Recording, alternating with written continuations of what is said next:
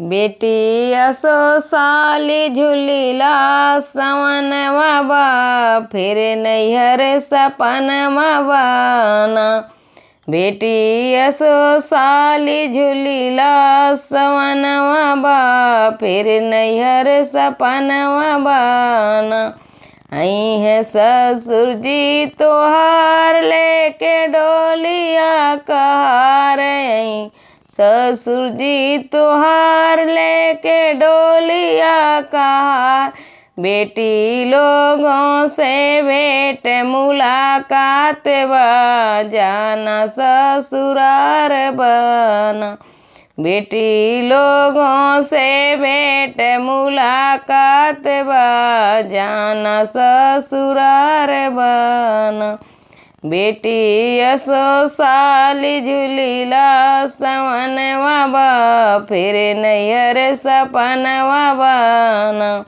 आई है भसुर जी तोहार लेके डोलिया कहार, आई है भसुर जी तोहार लेके डोलिया कहार। बेटी लोगों से भेंट मुलाकात बा, जाना ससुरार बना। बेटी लोगों से भेंट मुलाकात बा, जाना ससुरार बना। बेटी असो साली झूलीला सवनवा बा, फिर नैहर सपनवा बाना। आई है देवरू तोहार लेके डोलिया कहार, आई है देवरू तोहार लेके डोलिया कहार। बेटी लोगों से भेंट मुलाकात बा, जाना ससुरार बना। बेटी लोगों से भेंट मुलाकात बा, जाना ससुरार बना।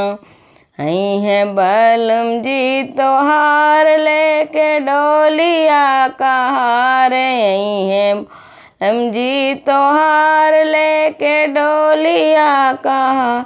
बेटी लोगों से भेंट मुलाकात बा, जाना ससुरार बना। बेटी असो साली झूलीला सवनवा बा, फिर नैहर सपनवा बाना।